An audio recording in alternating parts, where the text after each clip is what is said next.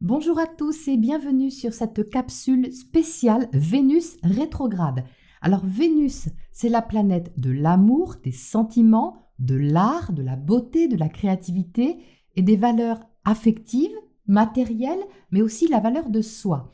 Donc Vénus va réellement rétrograder à partir du 2 mars, mais elle est rentrée dans sa boucle de rétrogradation à partir du 28 janvier. Donc, qu'est-ce que ça veut dire et pourquoi c'est important de prendre cette date en compte? Eh bien, ça veut dire que Vénus, le 28 janvier, était à 24 degrés du Poisson. Elle va avancer jusqu'au 10e degré du Bélier et le 2 mars, elle va s'arrêter et faire marche arrière, symboliquement bien sûr. Alors, en faisant marche arrière, elle va rétrograder jusqu'au 24e degré du Poisson, là où elle est passée le 28 janvier.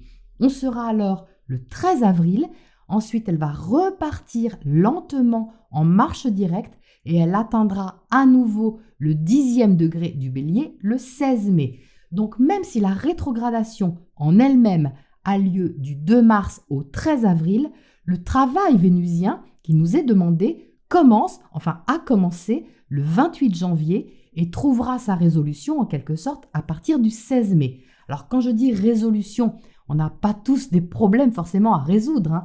On n'a peut-être même pas concrètement des questionnements affectifs, financiers ou matériels.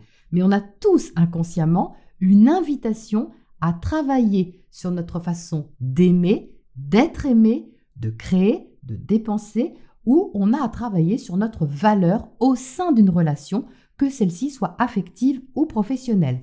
Alors pour vous donner une idée, Vénus a rétrogradé quasiment au même endroit, du Bélier au Poisson, en mars et avril 2017. Donc avec la boucle, ça faisait un travail grosso modo un mois avant et un mois après. Donc regardez ce que vous avez vécu entre février et mai 2017, ça va vous donner une idée de ce qui est proposé ici. N'hésitez pas à poster un commentaire si vous vous souvenez de l'introspection importante que vous avez vécue à cette période. Ça peut être intéressant.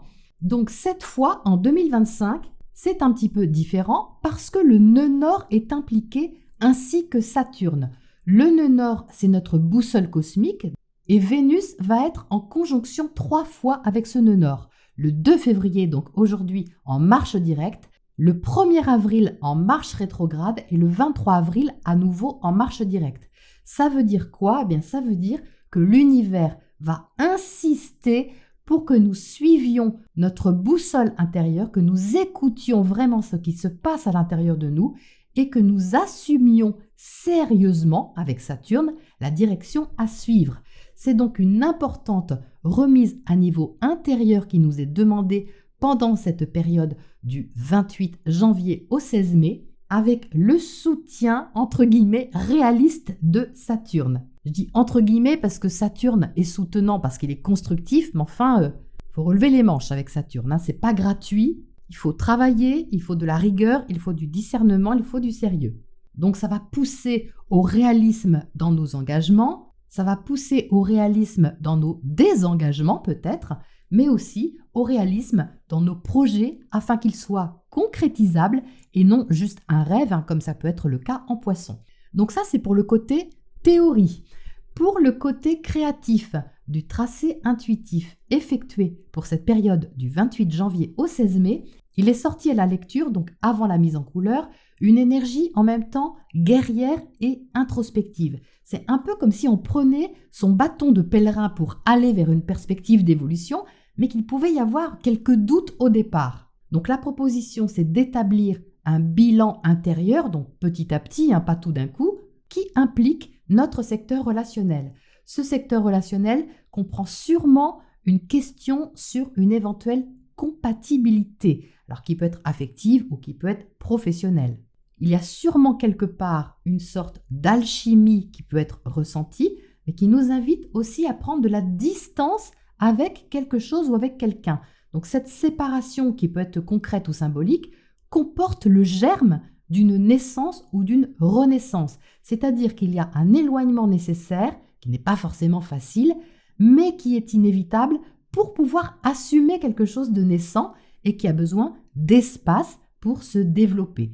alors d'espace ou de temps. À côté de ça, je ressens aussi une notion d'apprentissage. C'est un peu comme un outil ou un instrument qu'on découvre.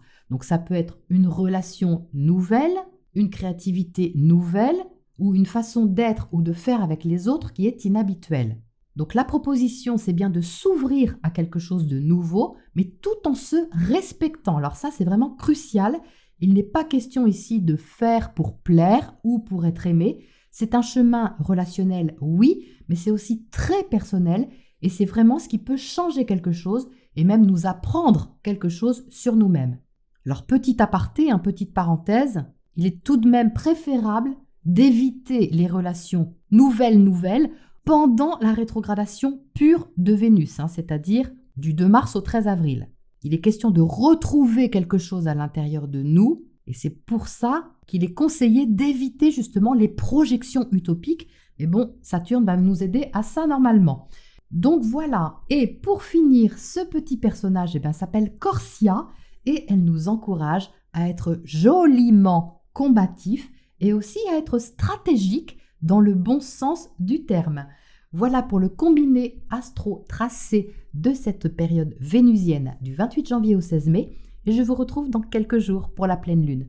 À bientôt!